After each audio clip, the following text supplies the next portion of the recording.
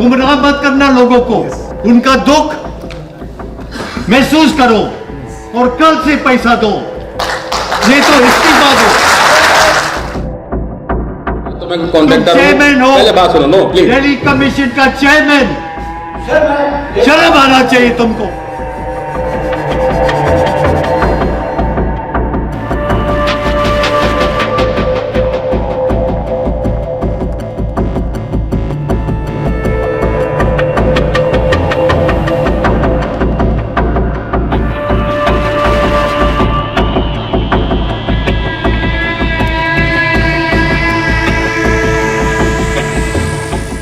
दिल्ली जल बोर्ड के अंदर काम करते हुए सैनिटेशन वर्कर्स बहुत महीनों से बहुत सारे मसलों से गुजर रहे हैं। कुछ को कॉन्ट्रैक्चुअल वर्किंग से निकाल दिया गया है, कुछ को सैलरीज नहीं मिली है, कुछ को हैरेसमेंट फेस करनी पड़ती है क्योंकि उनके पास आई कार्ड नहीं है। बहुत लोगों के पास हॉस्पिटल के इलाज के लिए उनके पास प्रॉपर आइडेंटिफिकेशन नहीं है।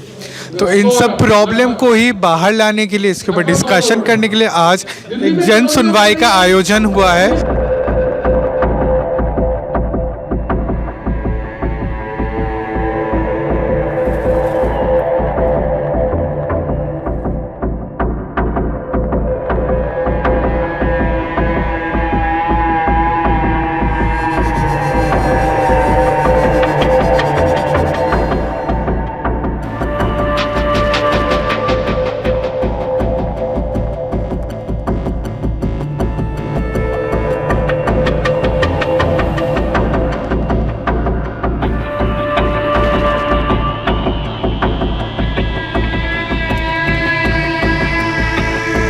मैं मेंटेनेंस पे वर्क करता हूँ और जिसमें कि हम अभी 1 महीने से हटा चुके हैं। हमारा कॉन्ट्रैक्ट ख़त्म हो चुका है और जो हमारा वर्क है वो भी हार्ड वर्क है, हमारा फुली हार्ड वर्क, जिसमें कहीं गड्ढा खोदते हैं तो वहाँ पे पाइप लाइन के नीचे करंट, बिजली की लाइन वैन, इसका बहुत ज़्यादा समस्या करना पड़ता है, जिसके तहत हमें कोई सुविधा नहीं दी जाती। इसलिए हम बहुत परेशानी भी होती है, कठिनाइयों का सामना भी करना पड़ता है कई बार, और ना ही हमें कंप्लेंट की कोई टाइमिंग होती है जिसमें कि हमें देर रात भी हो जाती है। कभी 11 बजे तक भी हम घर पर पहुंचते हैं अपने, और बहुत दूर दूर से साथ के हैं। तो इसलिए हम यही चाहते हैं कि हमारी सुविधाओं के लिए कुछ करा जाए। जो सीवरों की सफाई वगैरह करते हैं दिल्ली जल बोर्ड की तरफ से, वैसे तो बोलते हैं हमें कि दिल्ली जल बोर्ड की तरफ से हो आप, बाद में बोल देते हैं जी आप कॉन्ट्रैक्ट वर्कर हो। तो ये सारा कुछ चल रहा है अभी इस वक्त हमारे उसमें। भाई घर तो ऐसे ही चल रहा है जी, अब मेहनत मजदूरी करनी, दो बच्चे की पढ़ाई है कि घर वाली मेरी विकलांग है, अकेला घर में कमाने वाला हूँ। 2 महीने की सैलरी रुकी हुई है। वो नहीं दे रही? नहीं। किसी ने आपसे बात करी जिन्होंने आपके नौकरी पे रखा था, चाहे वो ठेकेदार? कोई बात करने को राजी नहीं है। हमारे से बैंक की फोटोकॉपी वगैरह सब ले रखी है। हमारी बैंक में सैलरी नहीं देता था बिल्कुल भी। रेगुलर सब पूछा तो हमारे को कहता है कि भाई तुम्हारा PF कैसा आएगा, तुम बैंक में सैलरी नहीं लेते। जब बैंक में सैलरी नहीं आएगी तो मैडम जी क्या करेंगे, एडवांस ही लेके आएंगे, ऐसे ही गुजारा कर रहे थे। और 2 महीने से सैलरी भी नहीं हुई हमारी, और नौकरी से भी हटा दिया गया है। मेरे बेटे को दौरे की शिकायत है, मतलब प्रॉब्लम से, तो उसकी दवाई चल रही है सर। मैं उसकी दवाई तक का पैसा नहीं जोड़ पाता सर, इतना परेशान हूँ। इन लोगों ने, हम ये ठेकेदारों ने ना हमारी सैलरी दी और हमें नौकरी से बैठा दिया। जय साहब कहते हैं कि भाई तुम्हारी पेंशन ख़त्म हो गई है। तो बताओ सर हम कहाँ जाएँ, क्या करें? बच्चे बीमार हैं और घरवाली भी कई बीमार है। तकरीबन किराए के मकान में रहता हूँ इतने सालों से, घर का गुजारा नहीं चल रहा बिल्कुल भी। अचानक नौकरी से हटा दिया गया है और बस क्या बताएं, बहुत बुरी स्थिति है। बस हमें रोजगार दिलाया जाए किसी भी कारण। बहुत से पक्के कर्मचारियों ने अपने लड़कों को लगवा के जो पहले काम कर रहे थे उनको हटा दिया गया है। बहुत बुरा हाल हो रखा है। तो मैं आपसे आशा करता हूं कि इस चर्चा पे भी थोड़ा विशेष ध्यान दिया जाए। और ये सारी समस्या तो है ही मेरे भाइयों की जो रखी गई है, वो मेरे भी साथ है, लेकिन मैं तो 8 महीने से जूझ रहा हूँ, 1-1 रुपये के लिए जूझ रहा हूँ। दिवाली पे हमें दिक्कत हुई। हम अब सब हमारे बच्चे हमारे बाहर देख रहे थे कि हमारे पिताजी आएंगे, हमारे लिए मिठाई लेकर के आएंगे, कपड़े लेकर के आएंगे। हम बच्चों के लिए कुछ नहीं ले जा पाए अपने। क्यों? क्योंकि ठेकेदारों ने हमारी सैलरी नहीं दी। मैं बहुत दुखी हूँ। मेरे भी 2 बेटे हैं, मेरी वाइफ नहीं है, मेरे माँ बाप नहीं है। मैं बहुत कहूँ लेकिन सिर्फ यही चाहता हूँ कि हम सब मेरे भाइयों को ना जो मतदान जो सरकार दे रही है सिर्फ वही चाहिए, उससे ज़्यादा नहीं चाहिए हमें नहीं चाहिए। वो पक्की नौकरी है, हमें पक्की कर दो, लेकिन जो पीएफ काट रहे हो ना कम 9,000 वो तो दे दो।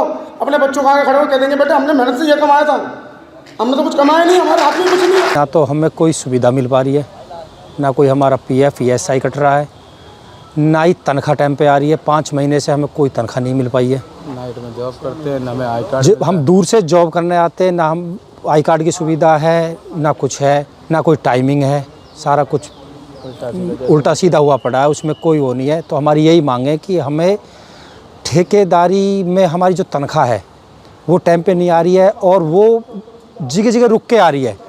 तो जल बोर्ड हमें सीधी तनख्वाह क्यों ना दे, जिसके हम हकदार हैं। हमें जल बोर्ड वो तनख्वाह दे जिससे कि हमारे बच्चे आगे का भविष्य देख सकें। अब हमारे पास कोई सुविधा नहीं है, कोई वो नहीं है, नू लगा लो बस हम बिल्कुल ही घर से बेघर हैं। 15 साल पहले जब तुम काम शुरू किया तो 3,000 पगार में काम किया, वो गैर कानूनी था। जब तुमको भर्ती हो गया तुमको अपॉइंटमेंट लेटर नहीं दिया, वो गैर कानूनी था। दिल्ली सरकार का गैर कानूनी।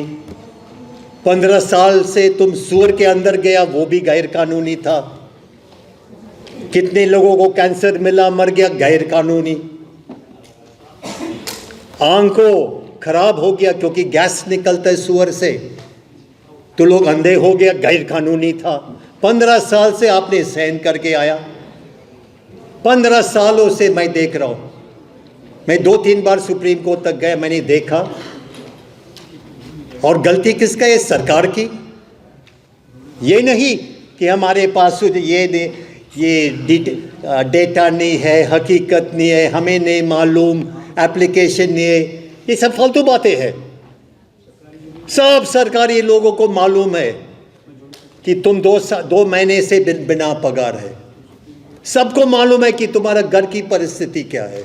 इसमें लिखा मेरी बहन का कैंसर है, मेरे इसका ये इलाज होने का था, मेरी माँ बीमार था, मेरे घर में पैसा नहीं है इलाज करने के लिए, खाना खाने के लिए, मेरे बच्चों को निकालना पड़ा स्कूल से। ये आपने लिखा।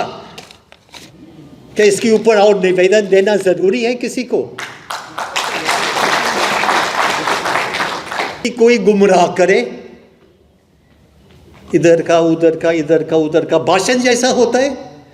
हमको भाषण नहीं सुनना है, हमें पगार चाहिए, हमें जिंदा रहना है। हमारे बच्चों का स्कूल फीस के लिए हमें पगार चाहिए। इसमें बहुत भारी समस्या हमारे सामने है कर्मचारियों की। किसी ने बताया है कि उसको नौकरी पर से ही हटा दिया, और ये यहाँ नहीं, मैं तो अपने आयोग में रोजाना देखता हूँ समस्या। लेकिन जल बोर्ड की समस्या जिसमें कर्मचारी यहाँ तक गहरे पानी में उतर के काम भी करता है, ये बहुत समस्या है। इवन जो हमारे ऑनरेबल सुप्रीम कोर्ट है उसके आदेशों के बावजूद भी सीवर में काम करने दिया जा रहा है। और कई बार तो कुछ ठेकेदार ऐसे हैं जो केवल और केवल अपने मुनाफा कमाने के लिए केवल 500 रुपये के लिए हमारे कर्मचारी को ग्रीडर में उतार देता है और उसकी डेथ हो जाती है। बेशक थोड़ा मुआवजा बड़ा है, लेकिन वो हम सेटिस्फाई नहीं उस बात से, क्योंकि एक जान की कीमत केवल 30 लाख रुपये नहीं हो सकती।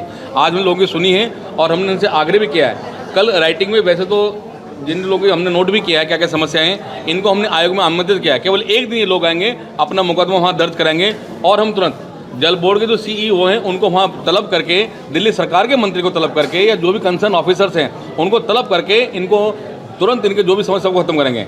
और इनसे ये भी कहना चाहता हूँ कि जो कर्मचारी हटे हुए हैं, कम से कम उस कॉन्ट्रैक्टर को मुझे नंबर तो चाहिए, मैं किससे बात करूँ।